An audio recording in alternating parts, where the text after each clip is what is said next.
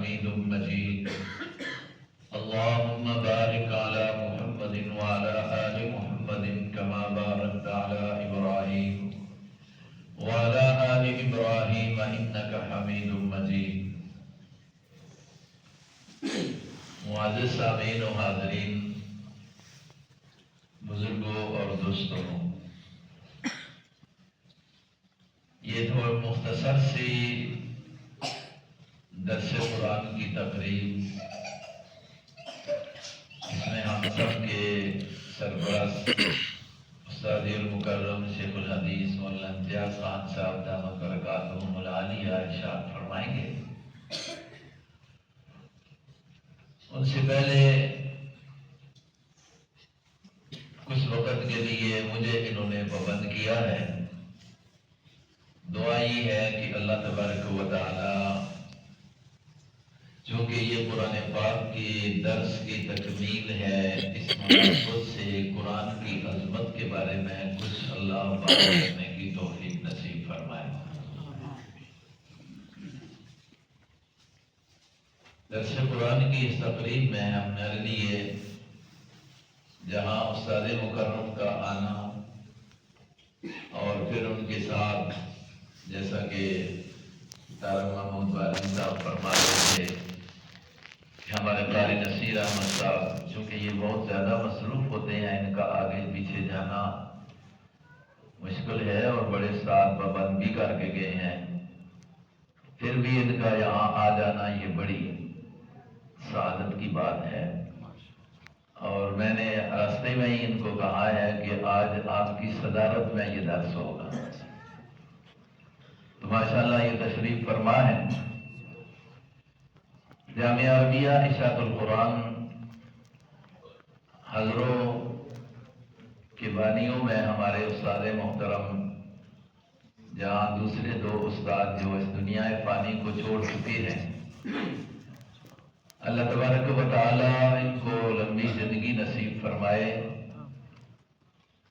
سب کی سرپرستی اسی طرح کرتے ہیں، انہی کا درس ہونا ہے۔ قرآن پاک کا آپ حضرات اس لحاظ سے خوش نصیب ہیں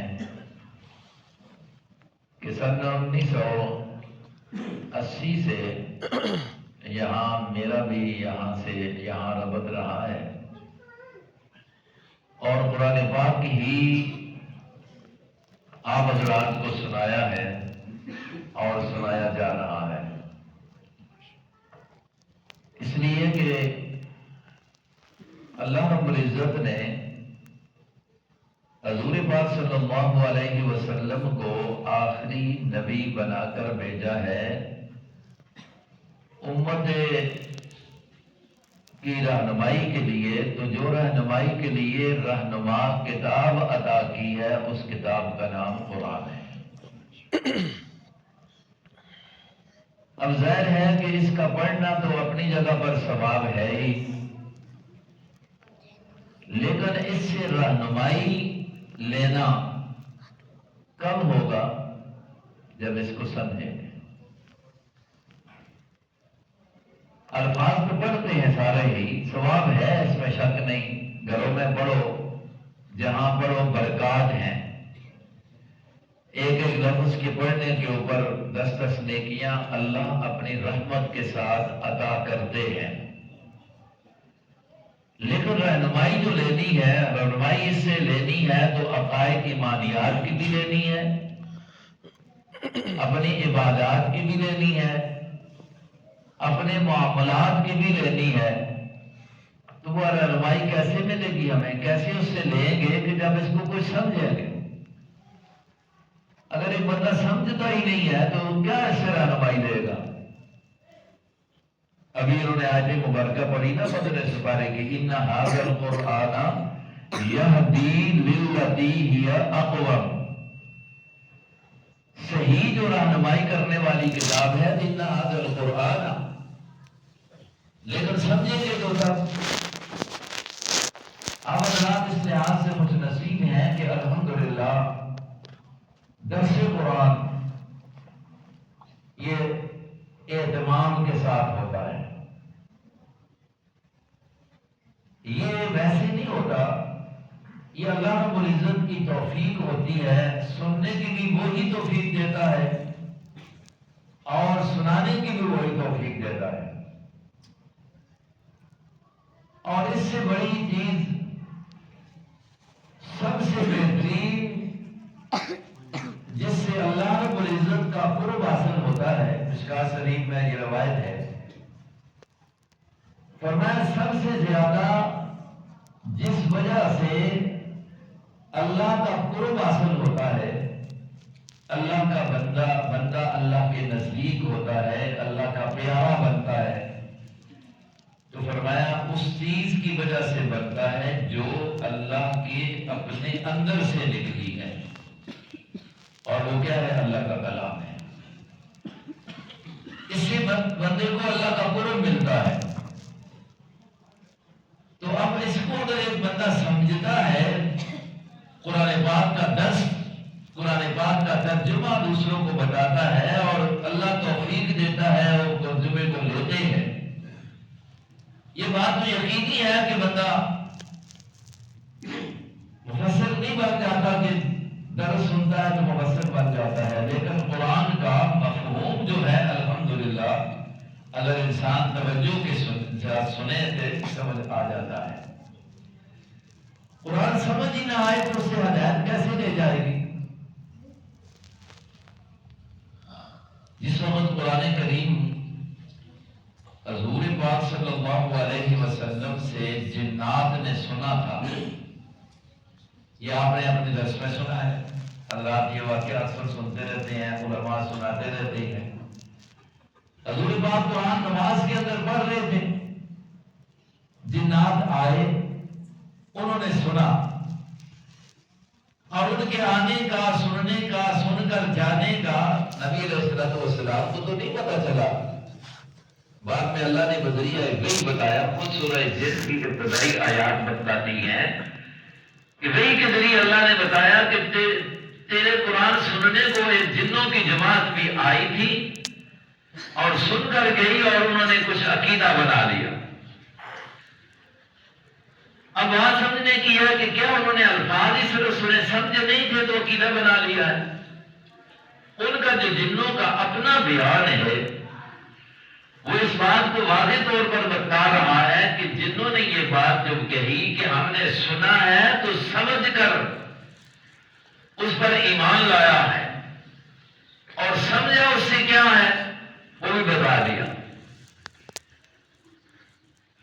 جس سے معلوم ہوتا ہے کہ جنات وہ عربی سمجھتے تھے، پھر بھی عربی کی عربی انہوں نے سمجھی تو کہنے لگے سمینا انا سمینا قرآنا عجبا، ہم نے ایک عجیب قرآن سنا ہے، ایک وہ کلام سنی ہے جو پڑھی جا رہی تھی، وہ سنی ہے لیکن بڑی عجیب تھی۔ ہوا کیا ہے؟ یہدی الی رشد، وہ جو ہے نا صحیح راستہ بتاتی ہے، صحیح راستے کی رہنمائی کرتی ہے، وہ کتاب ہم نے، وہ قرآن سنا ہے۔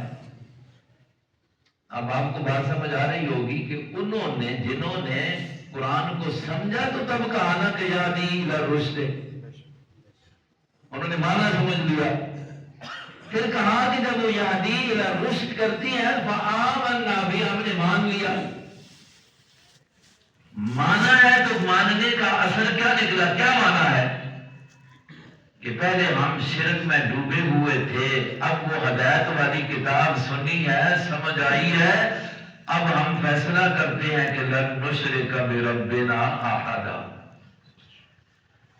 ہم اپنے رب کے ساتھ کسی ایک کو بھی شریک نہیں کریں گے، کیونکہ قرآن پاک کا سب سے بڑا اہم نقطہ نظر جس کے اوپر پورا قرآن کریم گھومتا ہے،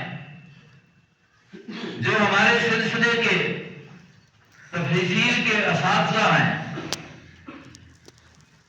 ان کی ذہن میں، انہوں نے جو ہمیں ذہن دیا ہے، بتایا ہے، ہر ایک کی نظر ہوتی ہے جس کو ماحول کے مطابق میں جو جس ماحول میں آیا اس نے اس کو انداز سے قرآن سے کیونکہ قرآن میں ہر مسئلہ جو ہے اللہ رب العزت نے رکھا ہوا ہے، اخذ کرنے والے پھر اپنے اپنے ذہن کے مطابق۔ تو حضرت مولانا حسین علی نور اللہ برکتہ جو یہاں اس گاؤں کے بہت سارے حضرات کے پیر بھی رہے ہیں اور ہمارے استادوں کے استاد کے استاد ہیں، شیخ القرآن مولانا غلام اللہ خان نور اللہ برکتہ، ان کے کہنے کے مطابق کہ قرآن پاک کا اصلی نقطہ نظر جو ہے جس پر سارے قرآن کے واقعات، سارے قرآن پاک کو اللہ رب العزت نے بیان کر کے رکھا ہے، وہ وہی ہے کہ جو اللہ نے وہ کلمہ جو دیا ہے، جس کلمے کی وجہ سے بندہ اسلام میں آتا ہے، ایمان میں آتا ہے، تو وہ نقطہ ہے توحید کا جس میں شرک کی نفی ہے۔ تو جنہوں نے بھی قرآن کو سنا تو نقطہ کون سا سمجھا سب سے پہلے کہ لن نشرک بربنا احدا۔ اب اگر ایک آدمی قرآن کا حافظ ہے، بڑا اچھا پڑھتا ہے، لیکن قرآن کا معنی نہیں جانتا تو اس سے کیسے رہنمائی لے گا؟ اس کو پڑھنے کا ثواب، اس کو یاد کرنے کا ثواب اپنی جگہ پر۔ اس لیے یہ درس قرآن جو ہے نا، یہ اس لیے ضروری ہے۔ ظاہر ہے کہ قرآن کو صحیح معنی اس کا ترجمہ جاننے والے 100 میں سے ایک عالم بنتا ہے۔ اپنے گاؤں میں سے ہی دیکھ لیں کہ نسبت نکالیں تو 2% ہوں گے قرآن کو صحیح معنی میں سمجھنے والے، اس کے لیے وقت دینے والے۔ تو قرآن تو صرف علماء کے لیے رہنما نہیں کتاب ہے، یہ تو ساری انسانیت کے لیے رہنما ہے۔ تو جب ساری انسانیت کے لیے ہے تو انسانیت سمجھے گی نہیں تو کیسے سمجھے گی، کیسے اس سے رہنمائی لے گی؟ کوئی بھی چیز جو ہوتی ہے، مثال طور پر ایگریوری ہوتی ہے نا، تو اشارے جو ان کے دیتے ہیں، اس میں سس دیتی ہیں تو اس میں بہت ساری ہوتی ہیں، پہلے کتاب دیتے ہیں، اس کو سیکھنا پڑتا ہے کہ یہ اشارہ ہے، جس کا کیا مطلب ہے، یہ ہے تو وہ ہے، اس کو سیکھنا پڑتا ہے۔ وہ ماہرین نے انہوں نے درج کر دیا ہے۔ تو بھائی اسی لیے اسی طرح یہ قرآن کریم کا بھی جب ہمیں معنی نہیں آتا تو کیا یہ ہمارے لیے نہیں ہے قرآن پاک کہ ہم اس کو سمجھے؟ تو اس لیے خوش نصیب ہیں آپ حضرات کہ آپ درس قرآن سنتے ہیں، اور یہ ہمارا حق بنتا ہے۔ ہمارے استاد محترم مولانا عبدالسلام رحمہ اللہ، آپ نے بھی کئی مرتبہ سنا ہوگا کہ وہ کہا کرتے تھے قرآن کے ہمارے اوپر جو بڑے حق ہیں نا، ان میں سے ایک یہ ہے کہ اس کے الفاظ کو سیکھنا، جس کو ہم ناظرہ قرآن کہتے ہیں۔ قرآن کا ایک حق یہ ہے کہ ہم اس کو زبانی یاد کر لیں، یہ بھی حق ہے، اور قرآن پاک کا یہ بھی ہم پر حق ہے کہ اس کو سمجھیں، اس کے معانی کو جانیں۔ ہم تو اجمی لوگ ہیں، ہماری زبان عربی نہیں ہے۔ ہر بندہ اس میں اپنے آپ کو دیکھے کہ مجھے اس حق کو پورا کرنے کے لیے میں نے کتنا وقت دیا ہوا ہے۔ اللہ معاف کرے، ہمارا ماحول تو ایسا بن گیا ہے، درس قرآن شروع ہوتا ہے تو 20 بندے نماز میں ہیں تو رہتے 5 ہی ہیں۔ اس کو غیر ضروری سمجھتے ہیں۔ کیا یہ قرآن اللہ کا کلام ہمیں نہیں مخاطب ہو رہا، ہمیں نہیں کچھ کہہ رہا، سب کو یہ کہہ رہا ہے نا، اس کی بات کو تو سمجھے نا۔ تو اس چیز کا لحاظ کرنا بڑا ضروری ہے، اور قرآن پاک کے دروس جو ہیں اس کا اہتمام کرنا، یہ اکثر آپ نے سنا ہوگا، علماء کرام بیان کرتے رہتے ہیں کہ ہماری جو بنیاد ہے نا دیوبند، الحمدللہ حضرت شیخ الہند رحمہ اللہ محمود الحسن دیوبندی، جس وقت انگریز نے ان کو جیل میں رکھا تھا، تو ظاہر بات ہے کہ انگریز کے خلاف تھے تو تبھی جیل میں گئے۔ جو علماء اس وقت انگریز کے خلاف تھے اسی وجہ سے وہ جیل میں گئے۔ جیل سے واپس آ کر چونکہ انہوں نے تحریکیں مختلف چلائی ہوئی تھی، انہوں نے کہا کہ میں اپنی زندگی کا خلاصہ یہ سمجھا ہوں کہ امت کی اصلاح کے لیے اور امت کو صحیح راستے پر لانے کے لیے اور ان کے دل و دماغ کے اندر کفر کی کسی قسم کی بھی نفرت دلانے کے لیے قرآن کریم کا عام کرنا، قرآن کریم کے درسوں کو عام کرنا، قرآن کریم کے تفسیر کو عام کرنا یہ ضروری ہے۔ اور ہمارے استاد محترم مولانا عبدالسلام صاحب رحمہ اللہ کا جملہ آپ نے کئی مرتبہ سنا ہوگا، وہ یہ کہا کرتے تھے قرآن پاک کی ایک آیت کے درس سے جو انقلاب پیدا ہوتا ہے کتابوں کے ڈمبار لگا دو کسی کے، اس سے نہیں ہوتا۔ یہ انقلابی کتاب ہے، ذہن کو بدلنے والی کتاب ہے، اور یہ ویسے بات نہیں ہے، یہ دنیا نے دیکھا ہے۔ اگر عرب کی دھرتی پر کون سی خرابی موجود نہیں تھی مذہب کے لحاظ سے، اخلاق کے لحاظ سے، معاملات کے لحاظ سے، کون سی جو خرابیاں موجود نہیں تھی، اور جس کو زمانہ جاہلیت کہا جاتا تھا، اس جاہلیت کے ہر فعل کو، ہر کام کو برائی کے ساتھ تعبیر کیا جاتا تھا۔ تو اب آپ یہ ذرا سوچے تو صحیح نا، کہ جس کو زمانہ جاہلیت کہا جا رہا ہے،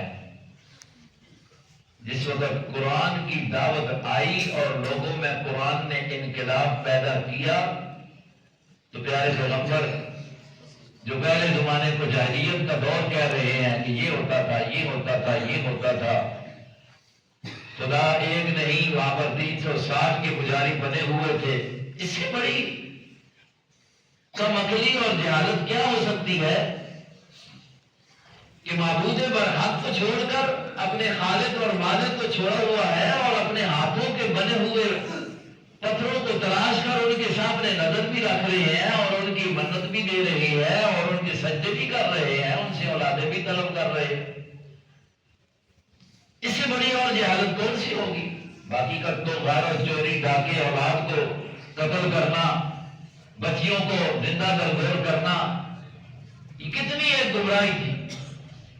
اب یہ سارا کچھ دور یہ تھا، اور جس وقت قرآن آتا ہے، قرآن کریم کی تعلیم آتی ہے، تو زبان نبی سے یہ بات نکلتی ہے کہ خیر القرون قرنی ثم الذین یلونہم ثم الذین یلونہم۔ اب جس زمانے کو زمانہ جاہلیت قرار دیا جا رہا ہے، اب اسی انہی لوگوں کے بارے میں اللہ کا نبی کہتا ہے کہ بہترین زمانہ ان کا ہے، یعنی بہترین زمانے کے لوگ یہ ہیں۔ وہی لوگ قرآن کی وجہ سے ڈرا گئے۔ اب نبی علیہ السلام ایک ایک کی طرف نام لے کر، ایک ایک کا نام لے کر، یہ جنتی ہے، یہ جنتی ہے، یہ جنتی ہے۔ جو انقلاب آیا تھا وہ کہاں آیا تھا، کیسے آیا تھا؟ اور یہ واقعہ آپ کثرت سے سنتے رہتے ہیں کہ فاروق اعظم رضی اللہ تعالی عنہ آئے، ارادہ قتل لے کر حضرت نبی محمد مصطفیٰ صلی اللہ علیہ وسلم کا، لیکن جس وقت قرآن پاک کو سنا ہے، میں پھر یہ بات کہوں گا، صرف سنا تھا یا مانا بھی سمجھا تھا؟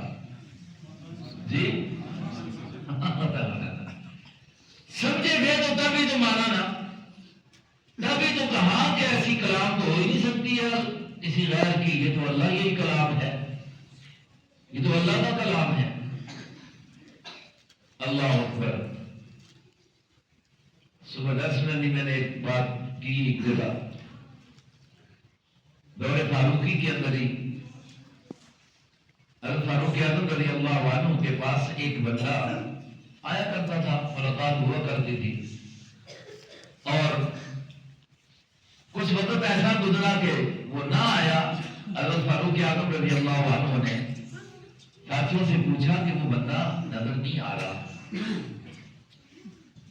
یہ معمول تھا اس وقت، جناب نبی پاک صلی اللہ علیہ وسلم بھی کوئی نام کچھ برادری کسی کی ہو جاتی کسی وجہ سے، تو حضور پوچھا کرتے تھے کہ فلاں کیوں نظر نہیں آ رہا۔ وہ ایک صحابی کا واقعہ ہوتا ہے نا، جب قرآن کی آیت ہوتی نہیں نا، لا ترفعوا اصواتکم فوق صوت النبی، تو اس کا آواز قدرتی طور پر اونچا تھا، تو اس ڈر کی بنا پر کہ کہیں میرا نام گستاخوں میں نہ آگے گھر میں بیٹھ گیا۔ اب محفل نبی میں نہ آنے لگا۔ نبی نے پوچھا، آج ہماری علماء کی یہ کمزوری ہے کہ ہم نہیں پوچھتے، خیال سننے لوگ جیسا نہیں پوچھتے تھے اسی کے پوچھا گل دو گل اصل ہے تاری دو کرو بندی بہرحال تو حضور نے پوچھا بلایا تو فرمایا کیوں برادری ہو رہی ہے؟ فرمایا یا رسول اللہ اصل وجہ یہ ہے کہ قرآن تو کہتا ہے کہ آپ کی آواز سے آواز اونچی ہو گئی تو سارے اعمال ضائع ہو جائیں گے، تو میں اس لیے محفل میں آنا چھوڑ دیا ہے کہ میری آواز جو قدرتی طور پر بلند ہے۔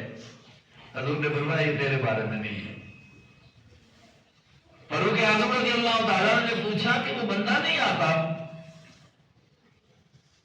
پتہ کرایا، کسی نے کہہ دیا کہ بس کچھ تھوڑی محفلوں میں دوسری محفلوں میں لگ گیا ہے، کچھ شراب نوشی میں لگ گیا ہے، اس لیے نہیں آ رہا۔ حضرت فاروق اعظم رضی اللہ تعالیٰ عنہ نے خط لکھا اور خط کے اندر 2 آیتیں لکھی اس کو۔ ایک سورہ مومن کی ابتدائی آیات ہیں، حامیم تنزیل الکتاب من اللہ العزیز العلیم غافر الذنب وقابل التوب شدید العقاب ذی الطول لا الہ الا هو الیہ المصیر نبئ عبادی انی انا الغفور الرحیم وان عذابی هو العذاب العلیم۔ سلام لکھا، لکھ کر کہا، یہ آیتیں لکھ کر بھیج دیا۔ جا کر جب خط دے دیا نا تو وہ بھی تو عربی جاننے والا تھا نا، خط کو پڑھا، دینے والے نے بتایا کہ خط کو اس نے بار بار پڑھا، فاروق اعظم کا لکھا ہوا ہے اور قرآنی آیتیں لکھی ہوئی ہیں، تو کہنے لگا کہ اس خط کو بار بار پڑھتا ہے تو کہتا ہے کہ رب مجھے اپنی رحمتوں سے بھی نوازتا ہے، امیدیں بھی دلاتا ہے اور ساتھ ساتھ ڈراتا بھی ہے اپنے عذاب سے، وہ کتنا مہربان ہے۔ اس لیے اور دعوت دیتا ہے کہ قابل التوب، میں توبہ کو قبول کرنے والا بھی ہوں۔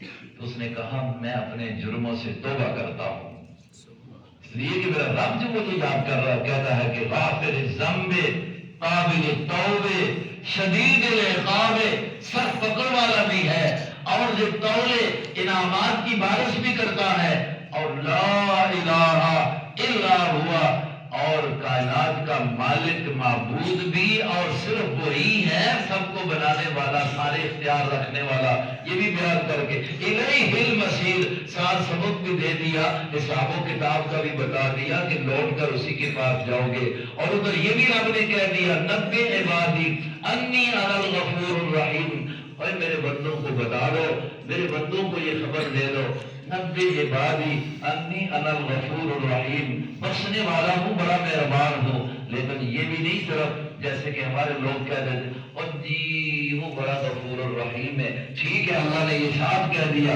نبئ عبادی انی انا الغفور الرحیم، اور اگلی بات بھی کہی ہے وَأَنَّ